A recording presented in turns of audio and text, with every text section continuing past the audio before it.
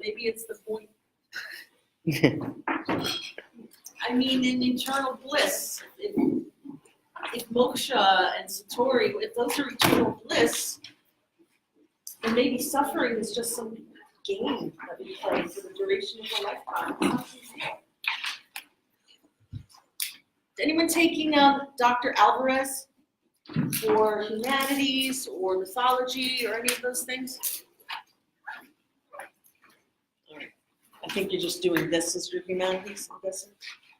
Very smart of you. But he's really great at explaining these things. All right, is it 5:30? Yes. All right, put away your laptops, your tablets, anything fun. Yeah. Do I have what? No, I have this.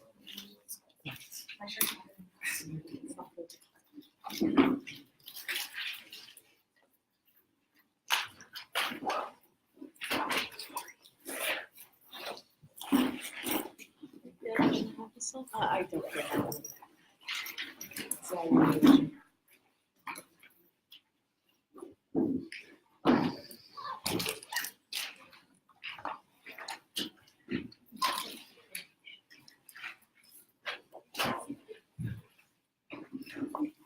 So chapter 4, Buddhism. Now I give you 2 class sessions to do Buddhism because next week we're going to watch Little Buddha or parts of Little Buddha, and then I teach in between the movie because the visuals are so beautiful. Bernardo Bertolucci, who just passed this year, very sadly, is the one who made the film. Keanu Reeves plays the part of the Buddha. You know who that is? Or okay, good. The Matrix. So in 2 sets of movies, he plays a similar character. Neo from the Matrix. The whole idea was that none of this is real. We're all participating in a dream. And in Little Buddha, he plays the Buddha. None of this is real. We're all participating in a dream. Same thing. So what is the word used for that? Illusion? Do you remember? Do you have it written down? Maya. Maya, M-A-Y-A. The illusion of separateness, the illusion of distinct identities. And his mother's name was Maya. Now his name isn't Buddha. Buddha means the awakened one or the enlightened one. He was Siddhartha Gautama, a very wealthy, spoiled prince, whose father didn't want him to become a holy man. So the father spent Mark's going to explain a little more of that to you. So tonight we have a guest speaker. He's a graduate of the department here, Department of Religion, back when it was philosophy and religion. Now it's just religion. Philosophy's over in Schmidt Hall somewhere. We studied side by side under Dr. Kogan and Dr. Johnson and Lisa Vale and all these great religion teachers who were experts in their field and helped us to think critically about things. So as we begin chapter 4, Wisdom Embarked for a Farther Shore. Oh, by the way, we're recording. So if you raise your hand to speak, just know the camera's facing here. But just know that your voice will be on a cast that we'll be using in the future if that affects your interest in participating. I hope it doesn't, because the very polite thing to do when we have a guest speaker is to what? Ask questions, take notes, participate. Look interested. So I found a great set of videos. It's called Minute Faith. Okay, I'm excited about it. So we're going to start with a minute of Buddhism just to give you an intro, and then we'll welcome our speaker for the evening.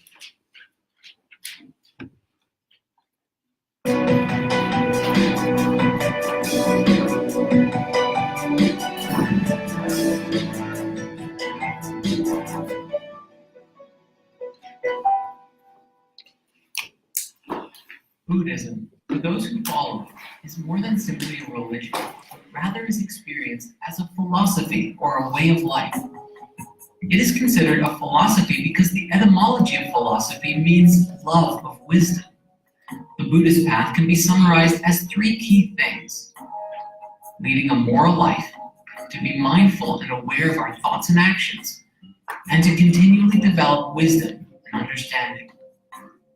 The Buddha himself was a renunciate holy man named Siddhartha Gautama, who, Real quick, you've heard the buzzword. It's not a buzzword, it's a good word, but you've heard of mindfulness?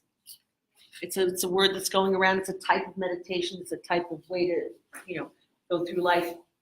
Notice that the first thing they said when they're describing it is moral. Because mindfulness, just as Dr. Alvarez was saying, you could be a mindful serial killer.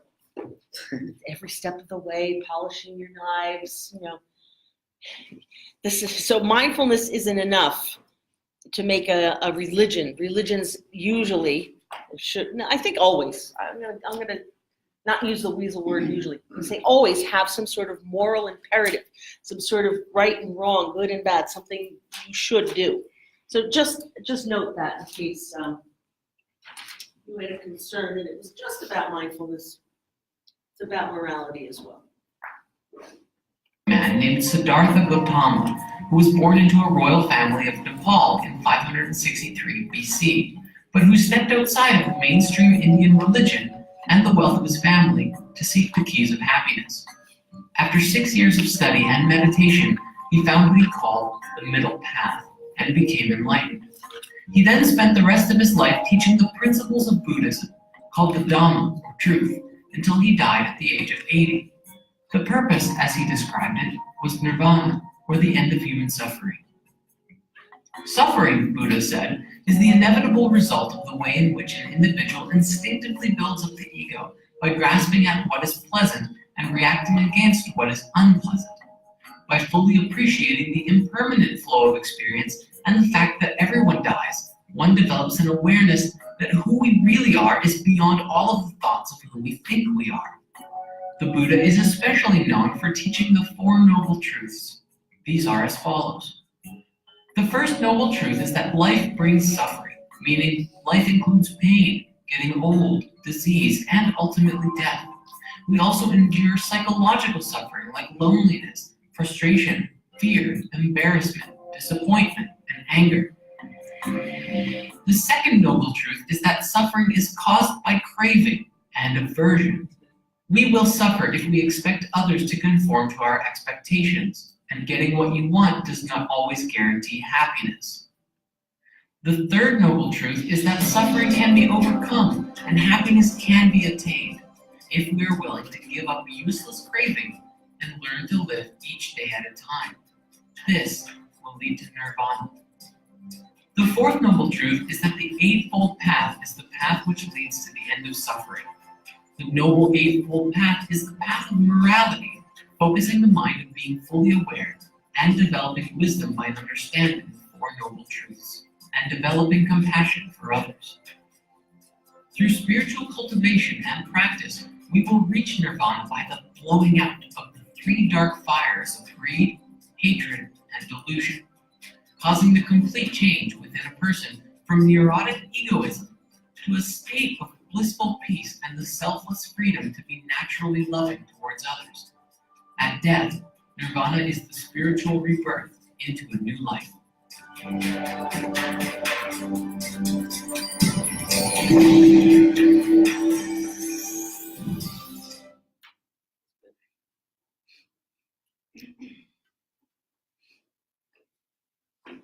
So Mark will give you some history. He'll talk about his experiences as a Buddhist and what denomination, I guess. And then we're going to end with a little bit of meditation. Now, meditation you don't have to practice it as something spiritual or religious. Simply sit quietly, which I think we could all use a little quiet in our hectic lives as things get busier and busier over the semester. So please welcome our speaker, Mark Van Buren. All right. So, welcome, everybody. Thank you for having me. Thank you for letting me come, as always.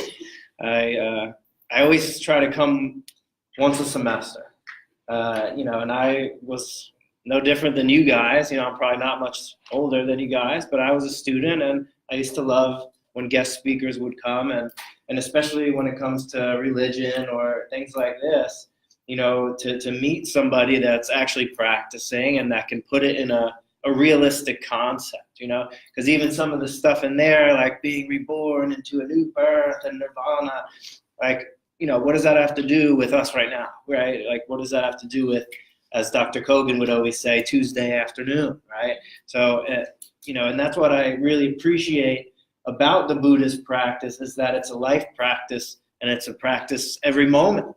I grew up Catholic, and there's nothing wrong with Christianity or anything like that. But at 16, my confirmation pretty much confirmed that I was never going to go to church ever again. Not that that wasn't the appropriate way, but there was no connection to my everyday life. It was like, believe this. You go here once a week, you act really nice, and then the rest of the week you go back to yourself and your life, and things aren't nice and happy. And so, where was the disconnect? And there are stuff in in all traditions that make the connection. So I'm not saying Buddhism is the way, it's just the way that really resonated with me.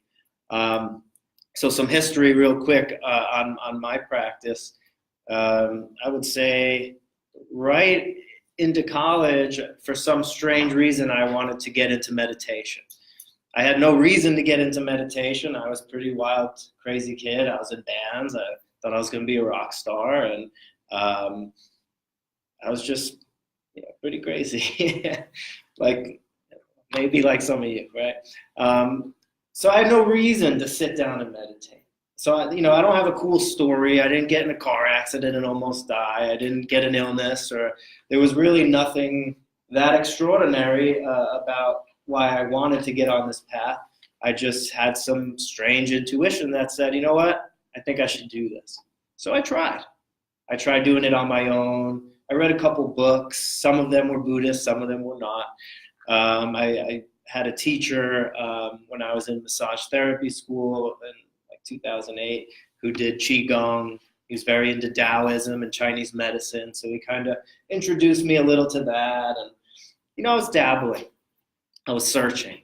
And at some point I decided to go on a retreat. I was like, I might as well really learn what this practice is about. And I Google searched different places, and I finally found a Chan Buddhist center. And again, I had no idea what that was.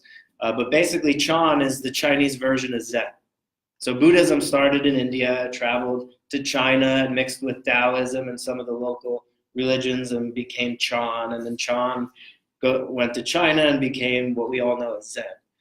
So it's kind of the same thing, but it's the Chinese version. So I went on this 3-day retreat. You weren't allowed to talk. You weren't allowed to read or write. It was pretty strict. It wasn't super strict because it was beginners, but it was strict enough where you couldn't have your phone. You couldn't really do anything except be with yourself, basically. And they taught all different kinds of ways to meditate: sitting meditation, walking meditation. There was moving meditation. We ate in silence, eating meditation. We had to do word practice. We had to clean the retreat center. So it was very informative, and I felt like, okay, now I have a little more of an idea. And I finished the retreat. It was hard, but I finished it. And a few weeks went by, a few months, and it's like, well, I kind of want to do that again. There was something about that silence. There was something about that time with myself that I think is important. So I signed up again, another 3-day. It was a little more intense. I got to know body pain a little better, and I started to notice some of the difficulty of retreat practice, and then I got through that, and then I kept going. So I was like, all right, let me try 5 days, let me try 7 days, let me try 10 days, let me live at the retreat center for 30 days, and I got 3 credits for that, by the way. You can haggle at this place. So I spent a lot of time with the practice. I ended up going back to school for religion because at that time I was really into mysticism. I was really searching for some grand experience of God, or of whatever you want to call it. I wanted that oneness that all these mystics were talking about. And that drove me to do all these things, which one of them being coming back to school for religion, right? And people always ask, well, what do you do with that degree? And not really much, but what Dr. Kogan, again, one of the great teachers, is not here anymore, he would always say, well, it's about who you're going to become, right? It's what kind of human being you're going to be. And that's what I think the training did. And technically I am using it, right? Because this, besides my day job, I mean, the other half of my life is doing workshops, retreats, lectures, private work, and just guiding people to this practice. And my job, my life practice is to share this practice and support your practice, whoever connects with this. And it doesn't have to be Buddhist. I mean, if you just connect with the idea of meditation and living mindfully, my job for the rest of my life is to support that practice in any way that I can. So that's a little bit about my Buddhist training. Bless you. I, of course, have been sitting every day in meditation, and depending on which phase of my life I was in college, I got to sit for a lot longer a day. I did nothing else to do. So I sat longer, and now, with 2 kids, a wife, another kid coming, a job, and all this stuff, I try to just sit once a day for about 30 minutes. So I spent a lot of time sitting there doing nothing, right? It's not doing nothing. But, I spent a lot of time with the practice, and I see, and I've seen, and I still continue to see what it's done for me, and how much suffering it's reduced in my life, and how much joy and gratitude and peace it gives me, and an inner strength and a courage to face the difficulties of life, an unshakable kind of fearlessness. And that's, I just want to share that. Of course, we're going to talk a little bit about Buddhism today, but I want to share the tools with you, because that's all I can do. I can give you a lot of tools, and you can either just look at them and do nothing, and that's fine, or you could build a mansion. You could build a castle with those tools. You could do amazing things. It just, it's up to you. And that's another thing I like about Buddhism. Buddha doesn't save you. You save you. It's up to you. Your happiness, your suffering, it's up to you. And this, you can't blame anybody anymore once you start practicing this, because you know that everything is your reaction. Everything is your responsibility. Your pain is your responsibility. Maybe somebody else caused it, but what you do with it from there is your responsibility. How you respond to life is your responsibility. And you can point your finger for the rest of your life, and you're just going to stay stuck the rest of your life. Or you can, take control. Say, all right, this is causing me suffering. Now what? Now what am I going to do? All right, so this is all under the Buddhist umbrella. So I want to rewind a little and just talk a little bit about the Buddha, right? He's not like Jesus was in Christianity, at least in the Gospel of like John and it's another one. But Matthew, well, no, he's a little more human in those ones. So, but, the basic idea of Jesus being God, right? We'll just go with that. So Buddha is not necessarily a God. Well, he's not a God, not necessarily. He was just a person like you and I. And, he grew up, as it had said in the video, in this kind of princely, kingly lifestyle. And before he was born, there was these sages that told his father, this boy is going to be very special. And he's either going to grow up to be a great king or a great spiritual teacher. And of course, the king hearing this is like, I don't want a hokey-pokey spiritual teacher as a son. I want a king. So he decides that he's not going to allow his son to see any form of suffering that's going to cause him to question his life. So he does that. He gives them the finest foods. He gives them dancers and entertainment and music. And he kind of shields him from the inevitable suffering that we all face in life. So he lived this life of indulgence, right? Indulgence in pleasure, pleasurable things. And, he went on through his life. He got married. And, right around the time he was about to have his son, he talked to his father. He's like, listen, if I'm going to rule this kingdom, I want to go out and see the people. I want to see what's outside these walls. How can I rule them if I don't, know what's going on? So his father was hesitant, but he was persistent. And he finally let him go out. Of course, he sent his men out to try to clean the streets, but you can't clean up everything in a whole village. You can't hide everything. So he goes out and he is on his little journey through the town or the village or whatever you want to call it. And he has what's called the sights of the heavenly messengers. So first he sees somebody who's old, lost his teeth, his hair is gone, or just maybe some hair, and he's all wrinkled. And Siddhartha's never seen that before. So he's like, what is this? And then his charioteer is like, well, that's an old person. He's an old person. He's like, oh, who does that happen to? And he says, the lucky ones, right? People lucky enough to get old. But he explains to him the process. We're born into this world and we age. We're in a body that gets older. It starts to fall apart, starts to slow down. And he's like, well, does this happen to me? And he says, yes, this will happen to you. So that's the first messenger. And I'll go back to why they're heavenly messengers in a second. The second one, he sees a sick person on the street. It's like, oh my God, what is that? This poor guy, right? Has all these horrible sights in just one time. But he explains again, our body is subject to illness. And if you have a body, then you are subject to illness. You can get sick, you get ill. And he's like, even me? And he says, yes, even you. So that's number two. Then he sees a corpse. And in India, it's a little different than here. We do up our dead people, but they kind of, there could be just some laying around, especially at that time, or they go to the charnel grounds and they burn the bodies and they have ceremonies and things like that. But he had never seen a dead body before. So it was laying there bloated and discolored and all the gross things of a dead body. What's that? It's a dead body. Well, you're born, you go through your life, and ultimately you have to leave your body. Leave this life. Everything ends. And again, same question. Is this going to happen to me? Yes, this is absolutely going to happen to you. It's guaranteed. So then he has another sighting of a monk under a tree, meditating. He's like, all right, now what the hell is that? After all this, now what is this? And he said, it was explained to him that it was a monk, and that person left, his lay life to seek liberation, to find freedom from the suffering of this life.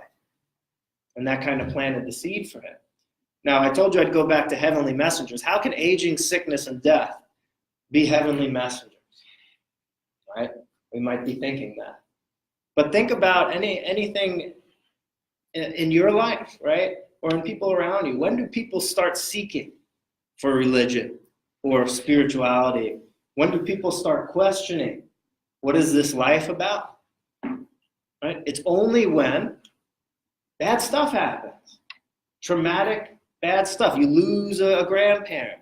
You lose a parent. Someone you know gets cancer. You get in a car accident. Right? These are the things that spark the deeper question. So in that sense, they're almost like heavenly messengers. Because had those things not happened, you would still be asleep. And you would stay asleep for a long time. And I don't mean asleep I mean ignorant of the truth of life. Missing the gift of spiritual practice. Of living a deeply fulfilled life. And just like the Buddha was questioning, I'm sure, in that moment, what the hell? What is going on?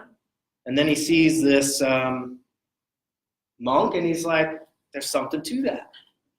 Going back to my story, maybe there was some level of dissatisfaction that I wasn't aware of.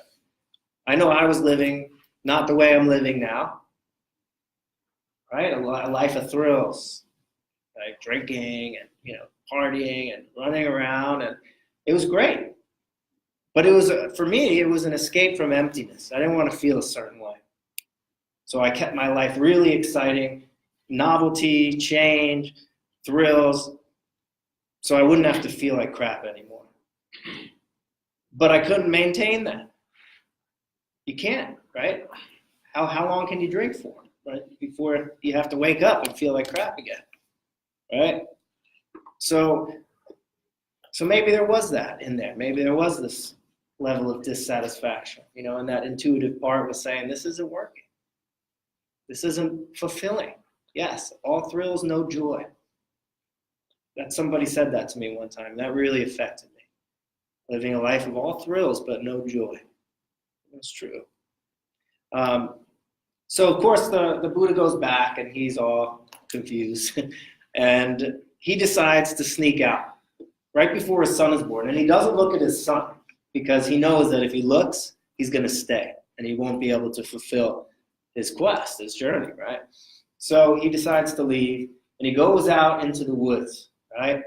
And in all these myths, whether any spiritual story or mythological story, there's always a going out, right? The hero's journey. Jesus goes into the desert. Alice in Wonderland, she goes down the rabbit hole. Dante goes into the dark wood, right? Is that the first line of the Inferno? So it's significant on different levels. Factually, yes, he did go out and he did that, as far as we know, right? Mythologically, it makes sense because he's leaving what he knows and he's stepping into some other unknown place. And when we go into meditation and we look inside of ourselves, it's like going into a very strange, unknown place. There's a lot of stuff in there waiting for you to discover, to see it, to feel it. Everything that you've suppressed, everything you haven't dealt with, all the sorrow we carry and kind of push away, it's all there. It's ready. It's ready for you to look at. So it's like going into a jungle. So it's, the symbolism is important there.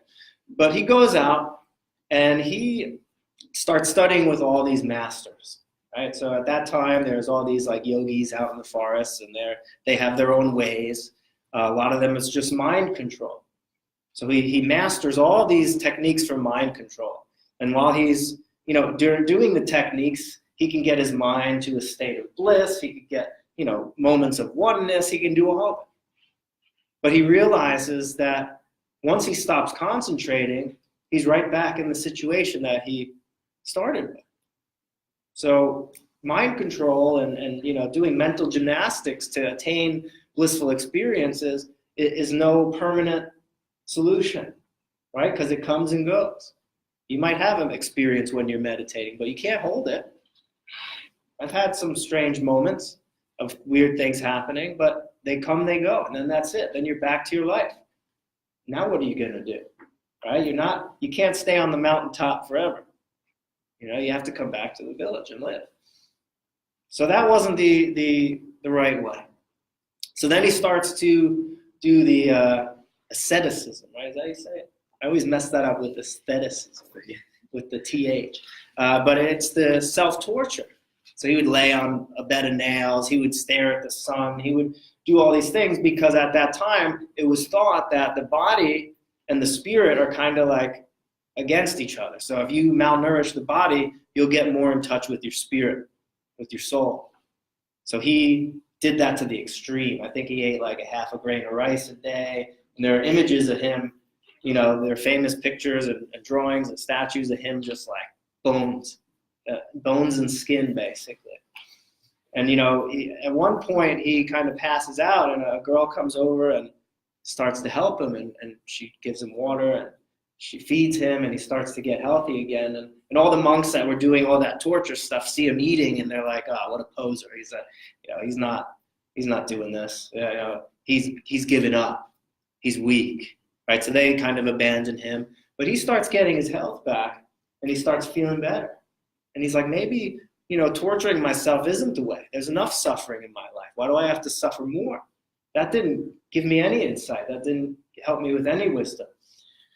So he decides to do this middle way, right? He's not indulging in pleasure like he was, but he's not torturing himself. He's kind of staying healthy enough so that he can sit in his meditation and really experience the answer.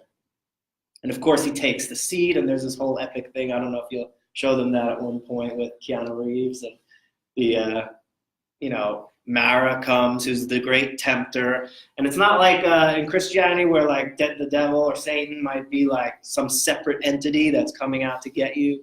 Mara's understood as our own psychological ways, right? Our greed, our desires, our ignorance. And he tempts him 3 times. Wow, where did we hear that before, right? So he's tempted 3 times, and of course he doesn't fall for it, and he has his enlightenment experience. And then ever since then, he went out and began teaching. And this is a point that I like to talk about. The first thing that he taught was life is dukkha. And dukkha is typically translated as suffering, but can be more understood as like dissatisfactory. Like life is inevitably full of suffering and dissatisfactory. And I always wondered, why did he start with suffering? Why didn't he just say, guys, enlightenment, it's awesome. You got to try it. You got to, eat a little and come meditate under that tree. And but why? Why would he start with suffering? And I have 2 answers. One is my modern version of why, and one is what I think is more in line with him. So my modern version is this. Right, when I come in and I give talks, I talk a lot about suffering. And I talk a lot about how it's just the nature of things.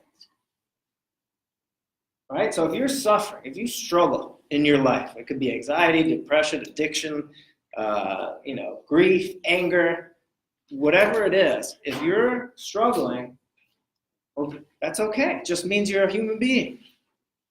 Right? This is a difficult life. No matter what you try to do, you will come into contact with things you don't like. No matter how much you hold on to things you really like, you're going to lose them. You like your youth, you're going to age. I know our society says anti-aging, but reality says you're going to get old, and that's fine. Right? We are subject to illness. Illness isn't fun. We ultimately die and have to let go of everything. Right? So there's no way to escape discomfort, and there's no way to hold on to pleasure or happiness. Everything is just this eternal flow. Everything is constantly changing. And for me to hear that, it's like, I can finally stop trying so hard to keep my shit together all the time. Right? It's okay if things fall apart. It's okay if I am anxious. This is the way things are. Why would I not feel anxious, knowing that the state of the world, I'm always vulnerable. In my house, I'm vulnerable. When I eat, I'm vulnerable. Standing here, I'm vulnerable. Our situation is complete vulnerability, and that's scary. Complete uncertainty. Who knows what tonight will bring? Right? So if you struggle with stuff, well, that's normal. You're not screwed up. You don't need to fix yourself. You don't need to hate yourself because you have problems. You just need to realize that life has problems. Nobody said it was going to be easy. We have that expectation. Life is supposed to fulfill me. Life is supposed to make me happy. Life never said that. Life doesn't care if you screw up your whole life. Right? Does a tree care? You want to stay stuck? You want to act unethically? Nobody's going to stop you. So it's up to us. How do we want to live? And if you don't realize that everything is unsatisfactory at some point, then you're going to keep trying to chase those things. And I think this is getting more in line with what the Buddha really meant, which is that he was trying to show people that all these things that we treasure will not ultimately fulfill us. And he said we have to go a different direction. We need to find something within ourselves. Right? And even there's changing thoughts. There's changing feelings and moods. So we have to go deeper. We need to find something that is not affected by our thoughts, not affected by the changing conditions. Right? The unborn, they call it. It's always an unword because they can't talk about it. It's like unborn. I don't know, a lot. There's more uns, but I can't think of it. So that's why I think he started there. And I think it's important to really take a look at our lives and see for ourselves, is this true? Right? You like ice cream. Does it bring you pleasure? Does it bring you permanent pleasure? If we follow that logic of, all right, ice cream makes me happy, well, then the more ice cream you have, the happier you should get. Okay, so have 1 bowl. Have 2 bowls. Have 3. Eat the whole carton. Have ice cream for breakfast, lunch, and dinner. I think you see where I'm going with this, right? Not going to be, yeah, you're going to have some bathroom issues. You're going to have all kinds of problems with that. Pick anything. If you do it all the time, it gets old. It loses its fulfillment. You get that new car, you've been dying, you've been saving up to get this new car, you finally get it. Fast forward a year or 2. Is it still that great? Or is it just your car? I know with like my phone, I don't know if you guys do this, it's like when I first get it, it's like precious gold, and I like make sure my keys aren't in that pocket and I don't scratch it on the button, and fast forward, I drop it, I don't care, I scratch it, doesn't matter. Right? So, what is the cause of this suffering? Right? So it doesn't have to be, that's not the end of the story. Life is suffering, thanks guys, good night. That's not what he's saying. It's that we see reality from an honest misperception, what I call small-mindedness, right? From this sense of self. That's ignorance in Buddhism. This solid, separate, existing self that we think we are. And from that ignorance comes desire, tanha, thirst. What is this craving? What is this thirst? Movement towards or away. Like the video, the kid with the corn pops. So you don't know why they chose a kid not wanting corn pops, but they did. So, but that's what it comes down to, right? Life shouldn't be this way. Look at any time you're suffering over something. There is, on some level, that thought. It shouldn't be this way. I shouldn't feel this way. I shouldn't look this way. I shouldn't be thinking like this. This person shouldn't be treating me this way. I shouldn't have to go to school. I shouldn't have to go to work. It shouldn't be like this. All right, so there's movement towards and there's movement away. And that's what our life is. We're moving towards pleasant, comfortable, and we're pushing away from unpleasant and uncomfortable and all that. But it's kind of hopeless, isn't it? Because you can't hold the pleasant. Even if you get everything you want exactly, guess what? You're going to want more. It's not going to be enough. It's never enough. Desires are endless. And once you understand that truly, experientially, then you don't need to follow all of them anymore. You don't need to believe that false promise it gives. Yeah, I know he said that in class, but if I just get this, if I just get rid of this anxiety, then things would be so much better. If I just, didn't have this happen to me when I was growing up, it would just be so much better. Right? So there is a path to stop this. Right? And on one level, it's learning to let go of our small-mindedness, the likes, the dislikes, the shoulds, the shouldn'ts. And I'm not saying you shouldn't have preferences, but it's how you hold those preferences. Right? If you hold too tightly and things have to go my way, then your world shrinks, right? We're naturally spacious and open. But what happens is we come along and we say, all right, life should be like this. Well, it shouldn't be like this. Well, and we just build a little prison. And when life, which is vast and infinite and open and chaotic and, all those things, doesn't fit in this tiny little box that we created, we suffer. So all we have to do is remember that there is no box, that we made the box, that things are just still flowing and moving, and we can come back to that. And we can learn that we don't have to do whatever our mind tells us. We don't have to react to whatever our emotions are saying. We don't have to limit ourselves to our sensations, our feelings, and our thoughts. That we're completely free to do what we want in each moment. And you're already free. It's not like you have to do 10 years of meditation. You already have a choice. But our tendency, the habit, is to indulge in our habitual tendencies, which more often than not are harmful or not in line with what a lot of these, religions teach, right? So how do we do that? Right? Well, let me go back. And on the deepest level, it's really uprooting this ignorance of self and just contemplating and just think about it, right? This sense of self. So Mark, right? Where's Mark? Can I say, most of us just say, I'm my body, right? Would we agree that we are our bodies? We think that way? When's the last time you got sick? Anyone get sick the last week or two? Okay. Did you want to be sick?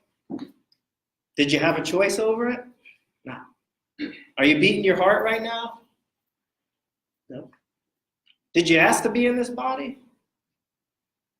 Are you digesting your food? If you get a cut, are you saying, all right, platelets, let's go clog that thing up? Are you choosing to get older? You want to die? No, not me. Body is out of our control. I mean, we can move it, but it's almost like we're just kind of renting this thing. Temporary rental. And even if you look deeper, all right, well, if Mark is this body, well, shouldn't I be able to find him somewhere? So let me take my body apart, right? Bones. Am I my bones? Am I my fingernails? Am I my hair? No, I can cut my hair. I can cut my fingernails. Am I my eyes? Well, they could get pulled out. Am I my limbs? You've seen people without limbs that go to war or something. You get your heart replaced. Am I my brain? Well, if I'm my brain, then I should be able to take my brain out and say, here I am. But if you take a brain out, it's just a brain. There's no Mark there. So who am I? Right? And then we say, okay, fine, we're not the body. Well, we're our thoughts and emotions. But if you even look for a second in meditation at your thoughts, you're going to find out really quickly that you're not in control of them either. And you'll see that. Right? If you were in control of them, we wouldn't have all this problem to begin with, right? I don't want to obsess over that argument I had. I don't want to be addicted to this substance. I don't want, this lonely state of mind. But it shows up, right? I don't want this feeling of anxiety. I don't want to be depressed. I don't want to be angry. It shows up. So how can you be something that you have no control over? So what else? Who am I then? Right? And there's all these little parts. And in Buddhism, they're called the 5 skandhas. And I'm not going to really go too much into it because it gets complex. But it's all these little parts. And I remember one teacher from here teaching, and he drew a picture of an outline of a person with dotted lines. I'm not going to draw. So there's all these dotted lines. You can just imagine like an outline of a person, but with lines, not connected. So he said, this is the reality, but what your mind does is this, and then he connects all the lines. So we have these like just things, thoughts, this body, we have volition and consciousness and all, and we kind of just impute or put a self onto it. And then we grasp onto this self, and then we suffer. Because how dare this happen to me? Me. All our thoughts are self-cherishing thoughts, right? They have to do with us. I don't like this person. I like this person. I want to be around. I don't want to be around. All day. In case you need skandhas. So the skandhas, let's read that. The 5 elements that sum up the whole of an individual's mental and physical existence. So body, right? You have the form that's called, so like the skin, the bones, all that stuff. We have sensations and feelings, right? The body has sensations. We have emotional reactions and feelings. We have perceptions, right? You look at this black thing, and your eyes see shape and color, and then your mind says stool. I know what that is. Perception. Right? We're taught that though. No one ever taught you what that was. You'd be like, what the hell is that thing? Mental formations. This is all of our conditioned responses to life, what we're taught growing up, and the ways that we respond to pain and respond to pleasure. And then our consciousness. So even consciousness isn't a self, according to Buddhism. So there's these 5 skandhas, and then we kind of put on this self and say, all right, this is me. And it's great for survival, right? Of course, we need this sense of self. It's not like self is bad and you got to get rid of it. It's just we need to understand that it's made up, that we're not who we think we are.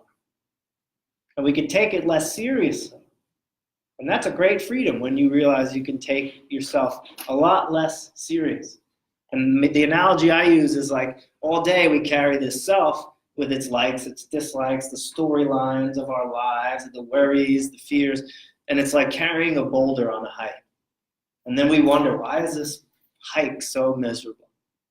Well, you're carrying a huge-ass boulder. Of course it's going to be miserable. So you have the ability to put it down at any point. That's what we do in meditation. You put down small-mindedness, and you just rest with your life as it is. If there's anxiety, this is what anxiety's like. Okay. If you have a busy mind, welcome, busy mind. Nice to see you again. If you have body pain or, you can be with your life the way it is. And that's where your contentment is. That's where fulfillment is. And you'll see that when we do meditation, and we're going to just do a short meditation, you're going to see that we didn't do anything that you wanted. It's not like you got something you wanted. But you let go of wanting anything. And you just said, okay, life is like this. And then in that letting go, in that just being with your life as it is, you're going to find that you're going to feel very different. By the end of the meditation, if you actually do it with me and take it seriously, you're going to feel different. Nothing changed except your relationship to things. Same life, same body, same mind, same room. Maybe you came in here all stressed and anxious and upset. But after meditation, it's going to be different. So that's my story right now. So I want to take questions, and I also want to do something with this because it just turned off.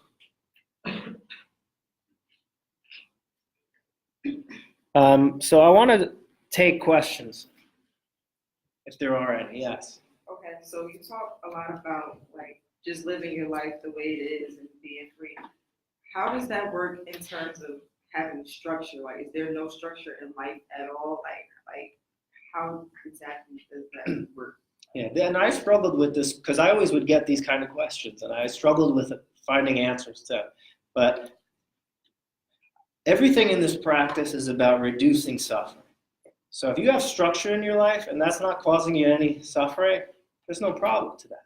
But if you cling to your structure and something happens and you suffer because of it, then that's something worth looking at and worth letting go of. So it's not like, I want to teach meditation more. So that could be seen if you understand acceptance is just like, okay, this is life, as going against that. How can you say that you want more? You should be just happy with life as it is, right? And I've kind of come up with this thing I call dynamic acceptance, right? So we accept life as it is because this moment is all we have right now. So I can accept that right now, here I am, and this is it. This is my life, right? This is your life. Whatever's going on in your mind right now, that's it. Whatever's in your emotional world, you sitting here, this is your life. You can't be anywhere else. You can't express life anywhere else, not 10 years ago, not tomorrow. So you engage in life from a place of content, a place of ease. Okay, things are like this. And that doesn't mean you can't stand up for injustice, right? It's okay, this is what's happening. But let me stand up and say, no, you can't do this. But I can do that from a place of clarity rather than a place of reactivity. You know, if you look at these protests, you see both sides. If you mute it and you don't read the signs, you just see a bunch of angry people that will hate each other. That's not gonna accomplish what we're trying to go after. Hate is never gonna get rid of, is never gonna bring people together. You know, and I don't know if you guys watched the Cohen trial. Did anyone watch that? Did anyone see the end with Cummings? I forget his first name. No, you guys didn't see the end? So this whole time there was like everybody yelling and accusing this, and at the end he just spoke from his humanity. He spoke from a clear mind, and he just said, like, I've seen a lot today, and he said, we're better than this. You know, it's almost like saying enough. Like, we are better than this, and we have to come together. And it was so powerful, but it wasn't based on like a belief system. He wasn't speaking as a Democrat or a Republican. He was speaking from his heart. He was speaking from, I see a lot of pain here, you know? So that, I don't know how I got on that, but it kind of answers the question that you can still engage with life. You can still plan a vacation. It's not that thinking is bad. It's just that thinking sometimes becomes the only thing in our life. And that's not the only thing. And that's not the only way. The way we view reality is not the true way. It's one way of seeing it, but it's not the thing as it is. So to free ourselves from that and to live each moment from a place of clarity, a place of ease, a place of acceptance. And then, of course, the other half is compassion and loving kindness. And that's a big part of Buddhism. You know, if there was two wings to Buddhism, wisdom, which is all this stuff we're talking about, recognizing our thoughts and, you know, getting out of our own way and connecting with our own wisdom and compassion. The other half is saving all beings. That's what we chant every day after we meditate, man. You know, what is it? I have to chant it every day and I don't even know, right? It's something along the lines that, you know, suffering beings are everywhere. You know, may I free them? May I use my life to help reduce suffering in this world? And if you want to live your life by one sentence, how can I meet this moment to bring the least amount of suffering into this world? If you don't like the word suffering, how can I meet this moment to bring the most benefit to all beings? It's a deep question. So it's not that there's no work to be done, it's just that we can do it from a different state of mind, really.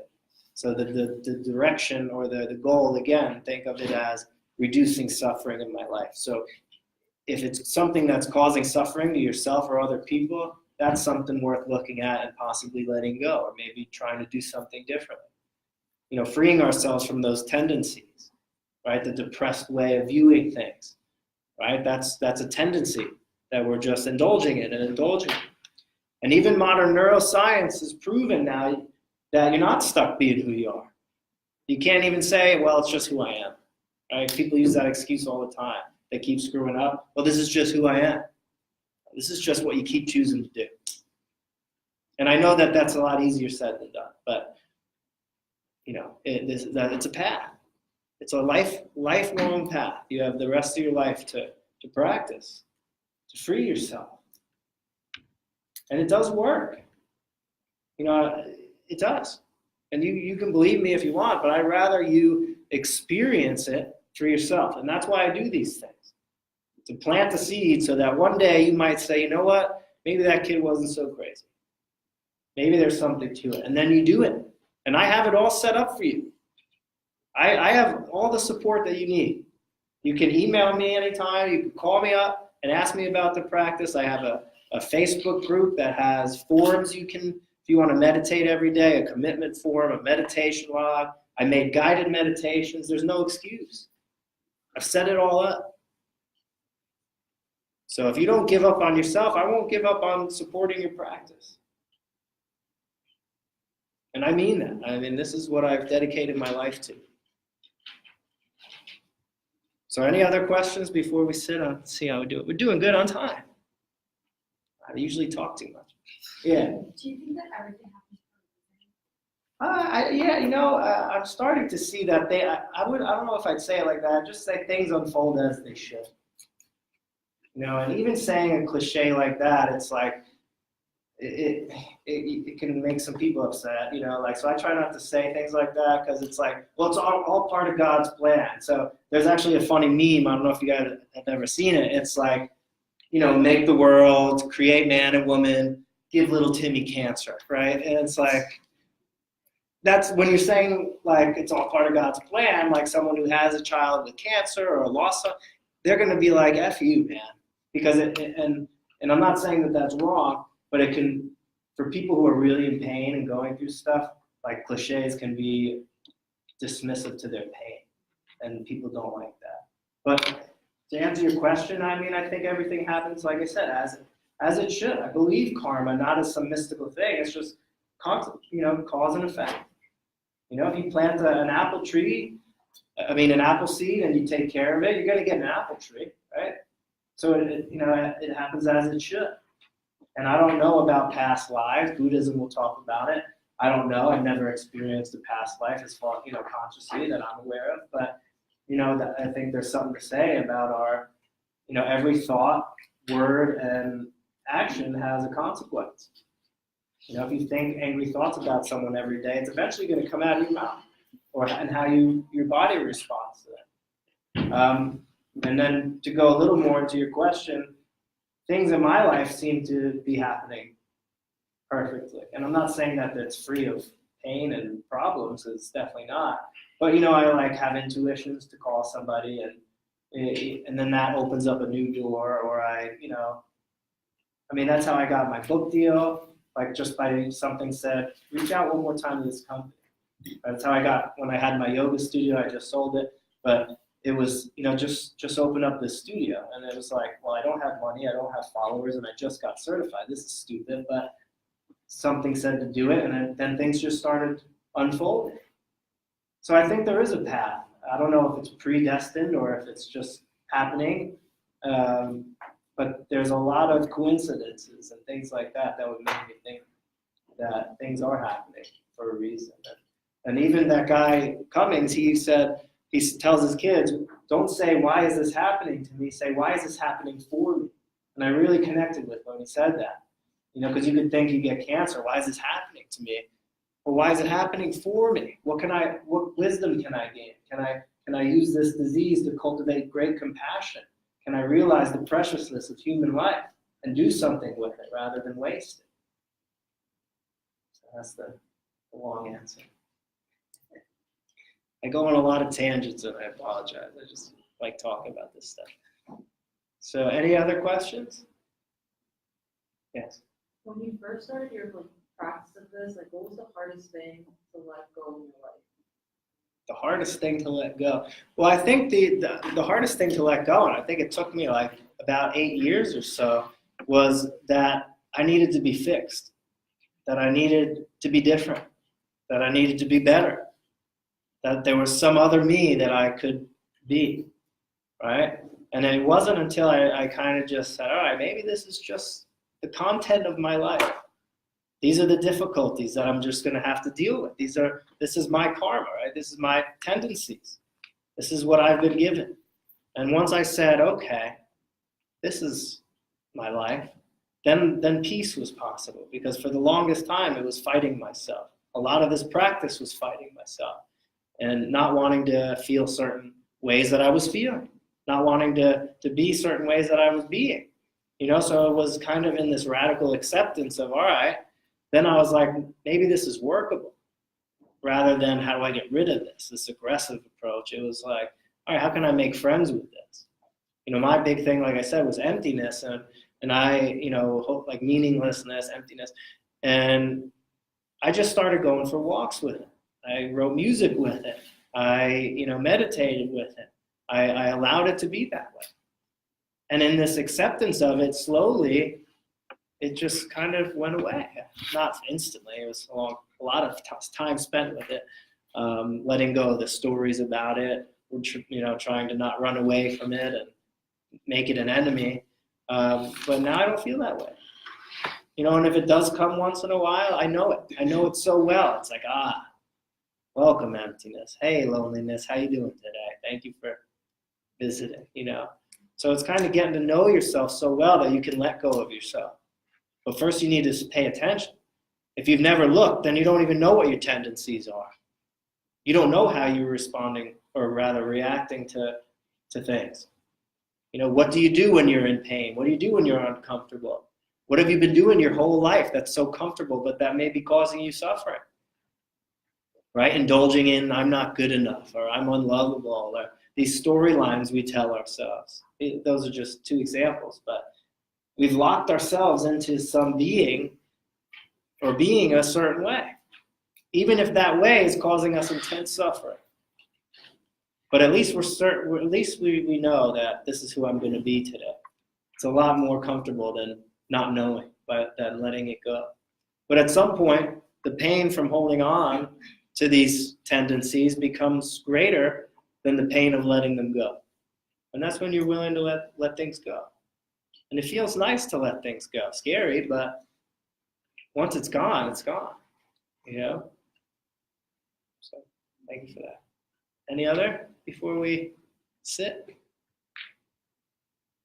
Some people have a problem with the concept of self-compassion because it seems selfish. We've been taught that selfishness is a bad thing. So how is self-compassion something good? How can that be taught as a good thing? Sure. I mean, we're all deserve to be loved and to be accepted for who we are. Right? We're all in the same boat. It's like we're going on a ship that's going to sink. We're all on this cruise together, and it's going to sink. Right? We're all suffering. Maybe right now as a part of your life, it's maybe not as much as others. Right? But we're all struggling with something. I bet you if we had everyone come up here and say something they struggled with, you'd all have at least one thing. And those are the things you'd be willing to share. There's those that maybe you wouldn't be willing to share. But we're all struggling. We're all suffering. Life has its challenges. And we're not different. And that's why I always talk about suffering. Because if I came up here and talked about God and Christianity and beliefs and this and that, some of you would like me, some of you would hate me. Right? And we'd all have our opinions, just like that Cohen trial. But if I talk about suffering, if I say I lost somebody and I have trouble dealing with that, you all know what I'm talking about. We're one at that point. Because you all probably have lost somebody. So when I say that, you know that. If I talk about being depressed, maybe some of you have been there. You going to argue with me over that? No. You're going to say, I know that place. That's hard. How can I help you? So the more that we open to our humanity, the more loving and compassionate we become. The more we love ourselves and accept ourselves, the more we can love and accept other people. And why not you? Why are you the only person who shouldn't be loved? No matter how much screwed up stuff you've done. One of the Buddhist sages or saints, he was a murderer. And he became a great teacher.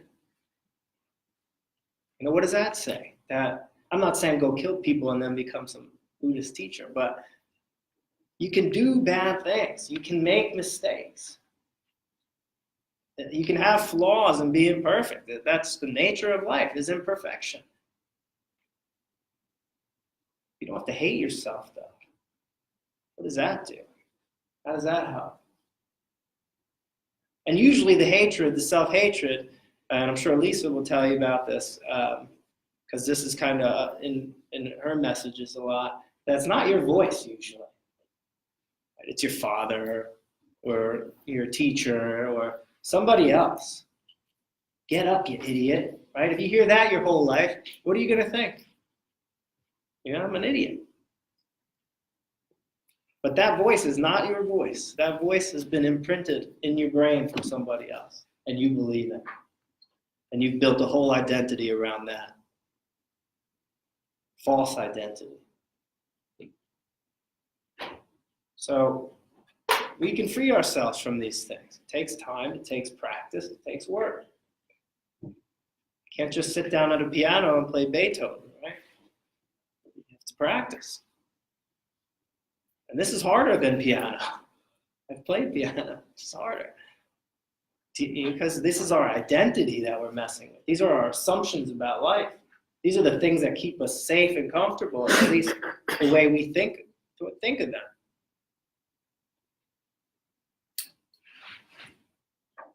So maybe I'll take one more question and then we can actually see what I'm talking about. And I'll stay after the meditation. I'm sure you'll have a little thing to write, but then, we can let you out early tonight. I was a college kid. I loved when that happened, so I'll make sure we get out early tonight. Yeah. So would you say a big part of Buddhism is about accepting our flaws? How do you know when, you should change something about yourself or when you should just sit with it and say, what I am? Sure. Without making excuses. Well, again, the same answer that I kind of gave before is helpful. Looking at, is this thought or state of mind or this way of being causing harm? Is it causing harm to myself? Is it causing harm to others? And if we're really honest with ourselves and it seems, yes, this is very harmful, then we start working with it. And it's not that we have to go fix and change it, but we just start looking at it. And we start, being spacious with it. This meditation practice is create a spacious mind and a compassionate heart. And there's something so transformative about observing without judgment our tendencies. And when you don't feed them, they fall apart. So when you sit in meditation, normally anxiety would arise, let's say, and it's I'm anxious. We grab hold of it. I'm anxious. This is horrible. I don't like this feeling. I've always been anxious. We have this whole story about it. We create an identity, self, right? One teacher calls it selfing. I think that's great. We're selfing. We're creating an identity. In meditation and with mindfulness, we can have that same anxiety arise, but we don't have to do anything with it. We don't need to pick it up. We can just feel it. We can understand that everything that arises has to end, and we can leave it alone. We can go for a walk with it. We can cook with it. We can go to school with it. And in that open relationship to it, we're not creating anything. And because there's no creation, it falls apart. And that's the secret to meditation, is that you don't have to stop your thoughts. Thoughts come and go by themselves. You just have to leave them alone. Right? So it's kind of the state of leaving things alone. And then, of course, picking things up when we need to use them, but learning to let them go when they're harmful. So it's just, we have to use our own wisdom, our own discernment to see what's wholesome and what's not. And you can usually figure out pretty quickly. It's well, if I call this person, or if I flip this person off, let's see if that's wholesome. Let's see what the results are. Oh, they cut you off or they shoot you or something. Oh, maybe that wasn't the wholesome thing to do. I won't do that next time. And then we do it again because that's the habit. But that's where compassion comes in and all that other stuff. But just, learning to not limit ourselves to our habitual reactions. It's very powerful. So, all right, so why don't we do the sitting? And of course, if you don't want to do it, you really don't have to. And we're not doing a Buddhist meditation, so we're not, breaking any laws here. We're just sitting and breathing. So, the cell phones have been pretty quiet, which is good, but just make sure they're on silent or mute if you can. And have your feet grounded on the floor, hands on the knees or resting in the lap. Sit up nice and tall. We want to be awake, not asleep. And you can close the eyes. And just for this, 10 minutes or so, keep the eyes closed.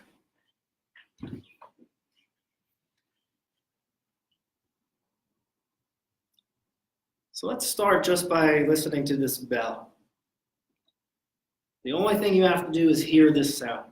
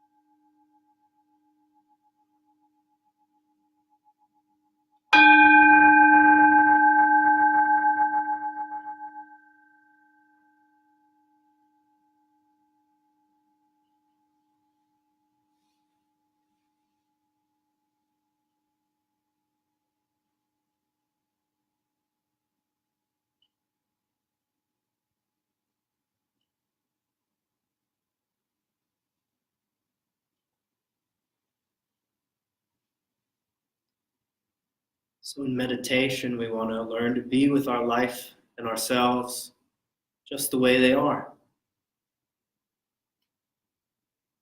And our life is in this moment.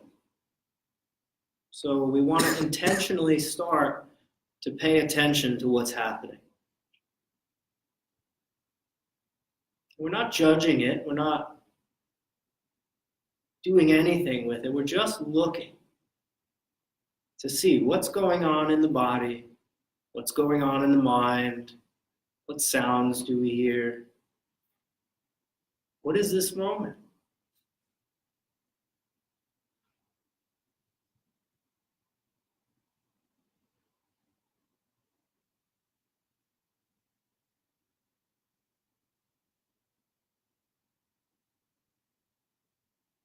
You can almost imagine your awareness as a mirror. Whatever you put in front of the mirror, it just gives a perfect reflection. So let your awareness take in this moment and just let it know that, okay, right now it's like this.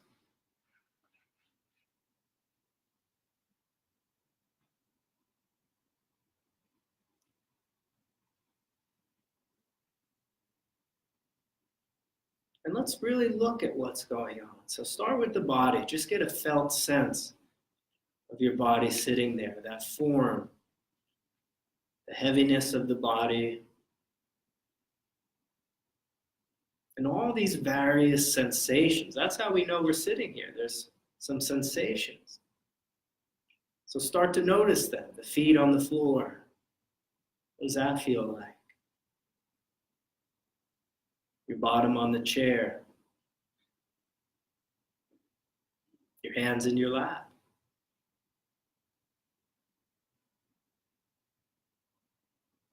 The movement of your breath.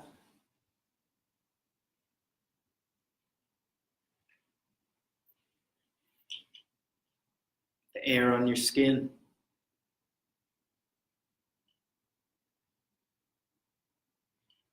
Maybe there's some emotions present. Sometimes these talks bring things up, or maybe you're carrying something from the day or from a lifetime.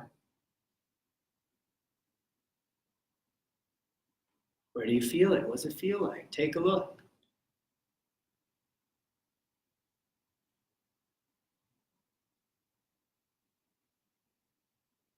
And then notice the sounds. The sounds are part of this moment too. They're not a distraction. They're just things coming and going. So see what you hear.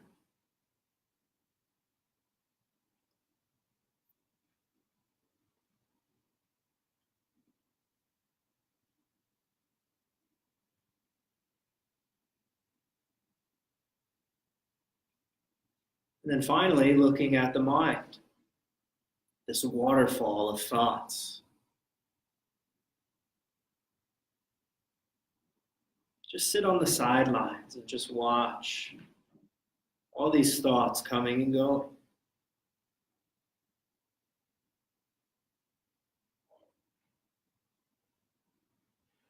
And notice, as I said before, that there's really no control to it. It's just things are just arising and ceasing. A memory, an anticipation, an internal chatter, a song, all these things just pop in.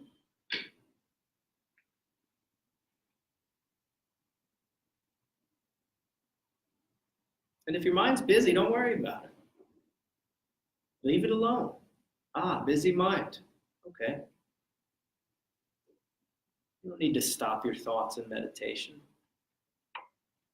Just leave them alone.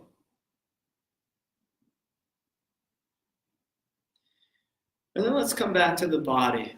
And to help us settle in, let's take 3 deep breaths. So take a deep inhale through the nose. Then out the mouth slow. Good, in again, a little deeper this time. And let go. One more time, biggest breath of the day on your own. In and then letting go completely.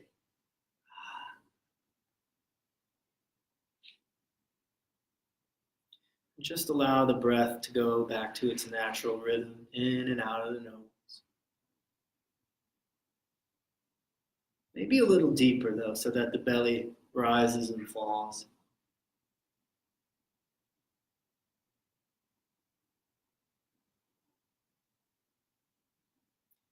And as you're focusing on the breath, make sure the body's relaxed. So really soften the body. Relax the face, the jaw, separate the teeth if they're touching. Drop the shoulders away from the ears. Relax the hands. Just feel the whole body let go.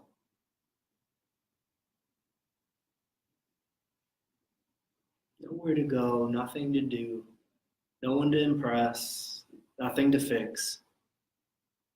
Just your life the way it is in this moment.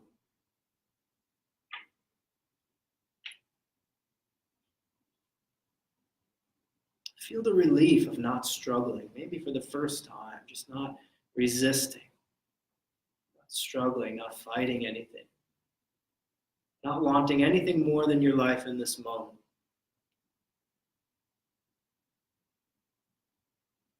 And feel the breath going in and out of the nose.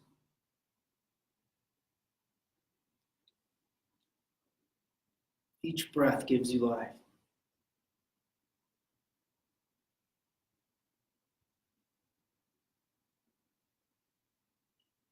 And see if you can feel just one breath from start to finish without your mind shooting off anywhere else. Just feel this one breath.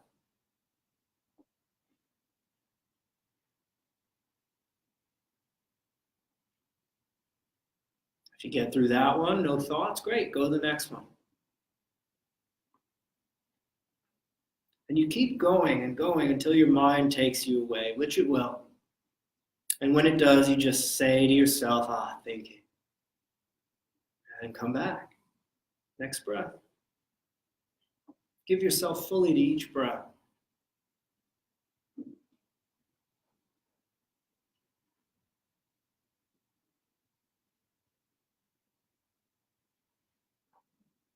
Let everything else go. Leave everything else alone for now. Just this breath.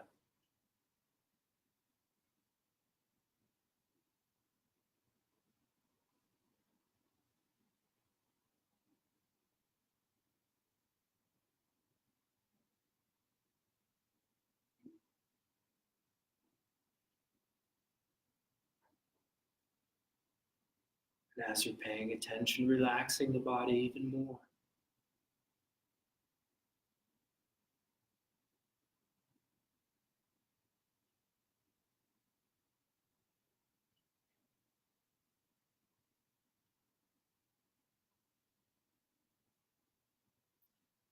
And then for a moment, letting go of the breath and just kind of holding this moment in its fullness. It's almost like you become this spacious knowing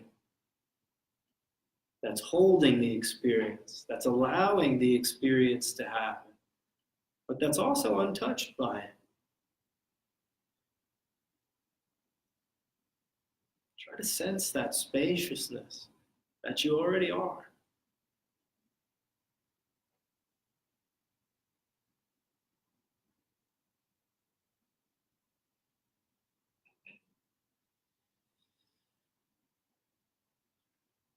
And from that place of spaciousness, we'll listen one more time to the sound of the bell.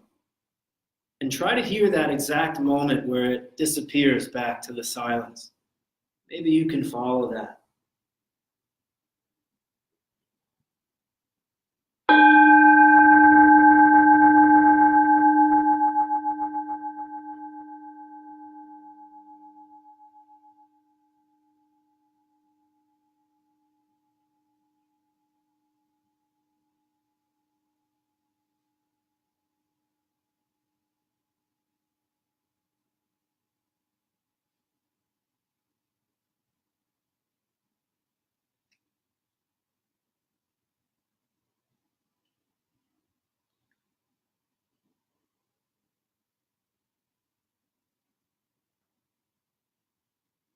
And all together, let's take one more deep breath in the nose and out the mouth. Just notice how you feel for a moment.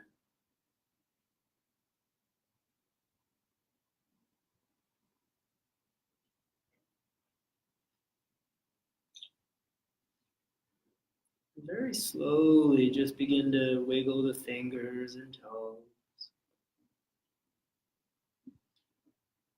Maybe even rocking the body a little bit, just kind of waking up the body. And then whenever you feel ready, and you can take some time if you need, you can slowly open the eyes.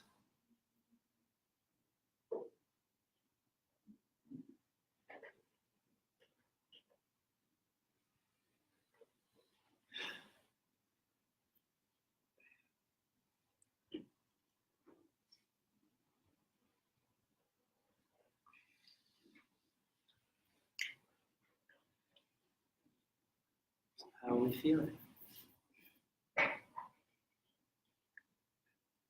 It's the usual answer. A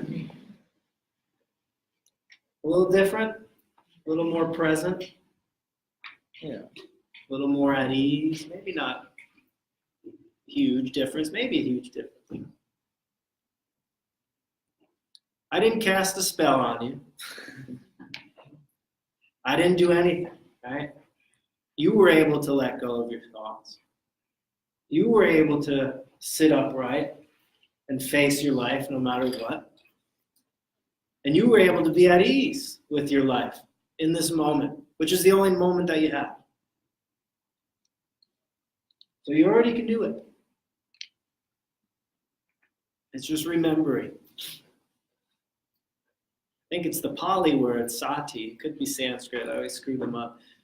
That translates to mindfulness is also remembering. Remembering to come back home to ourselves, to come back to this place. Remembering to be present, remembering to let go. Remembering to pay attention. It's possible. You can pay attention every moment. I have no time to meditate. Do you have time to breathe? Do you have time to walk? Then you can do it. Of course, formal sitting is important, and I encourage sitting every day, even going on retreats for times, certain times, half day, full day, a week, whatever. But the practice always comes down to how am I relating to right now? How am I relating to this moment? Am I stuck? Am I caught? Am I speaking from greed, hatred, ignorance, anger, or from clarity, compassion, kindness, from my values, from my deep values? It's a moment-to-moment practice. Sometimes you get stuck. Sometimes you can free yourself. But we hope with practice, there's more freedom than stuck, than stickiness. So I encourage practice every day, even if it's 3 minutes a day. Even if it's sitting up in bed and starting your day with your hand on your heart, center of your chest, take 3 deep breaths. There's no excuse why all of us can't do that. Start your day and just come back to that place where we just were. And then live from that place to the best of your ability. gets easier with practice, but then life gives you more challenges that makes it hard. So then you have to practice with that too. Radically accepting our lives and working with them with kindness and compassion. Trying our best to reduce suffering in our lives and in those around us. If you want a meaningful life, you can do that.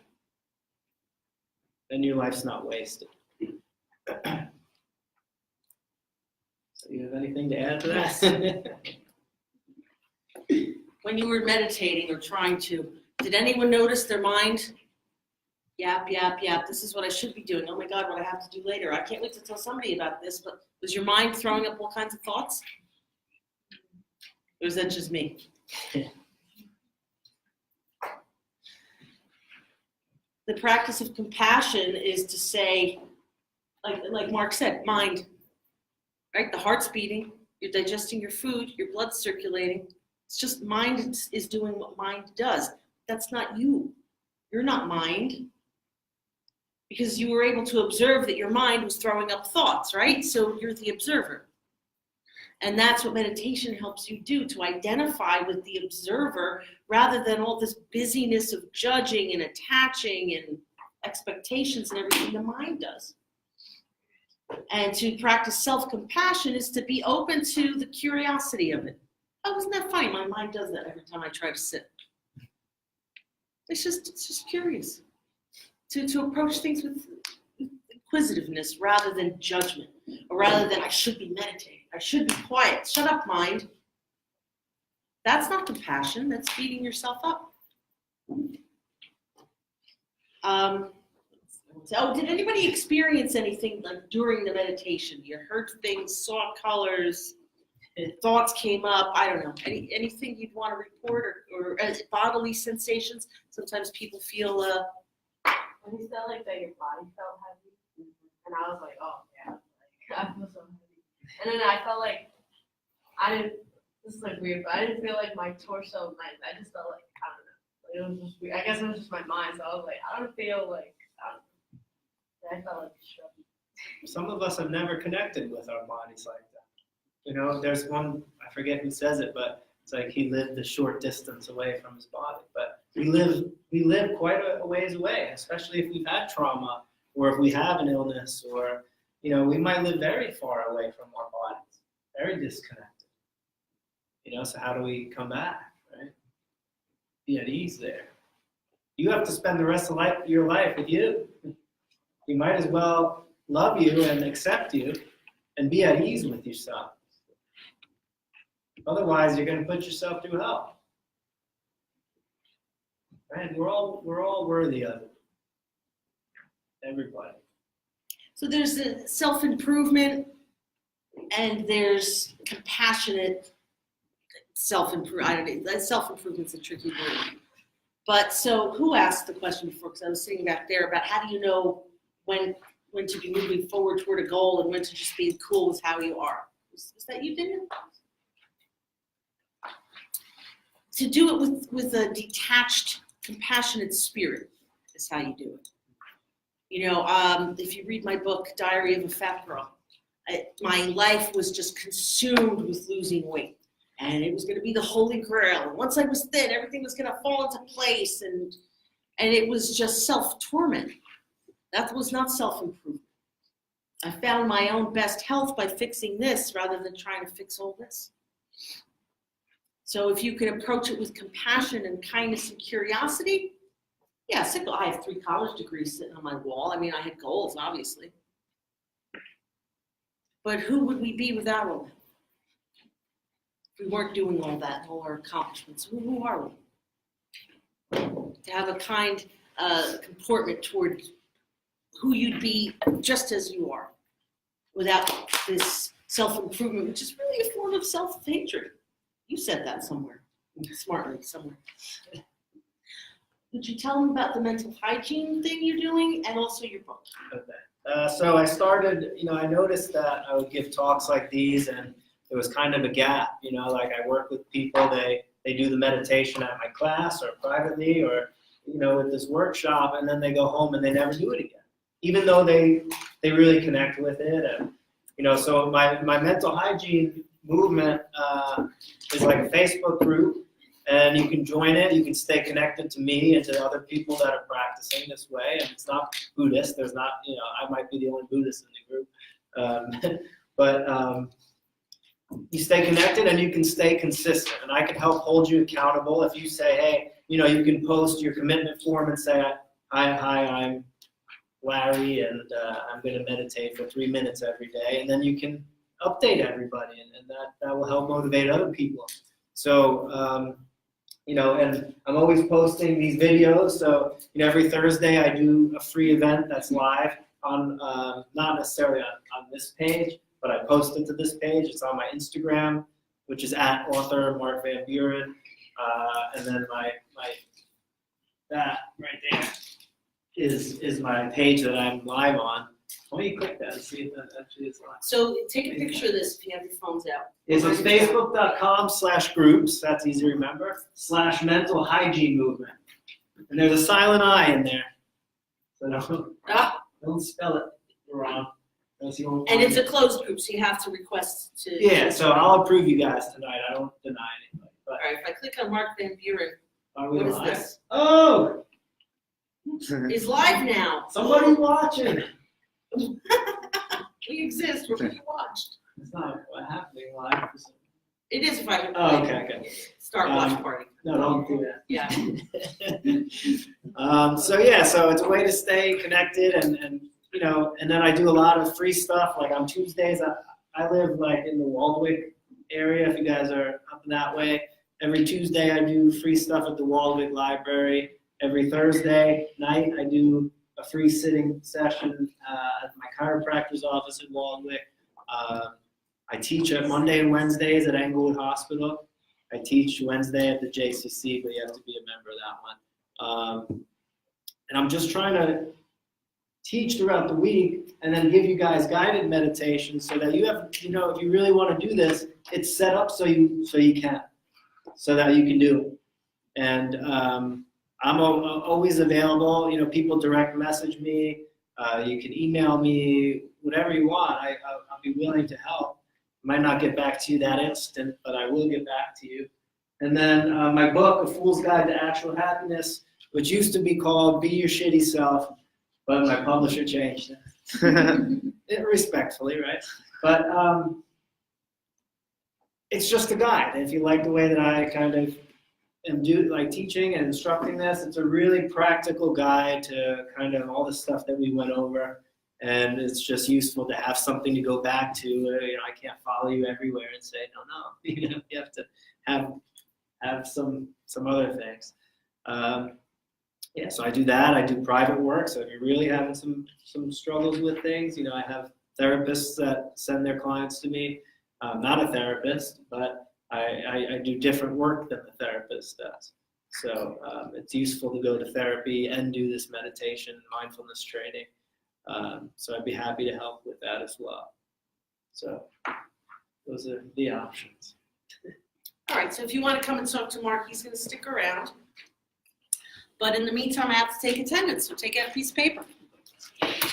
What's today, 27 or 28? Really?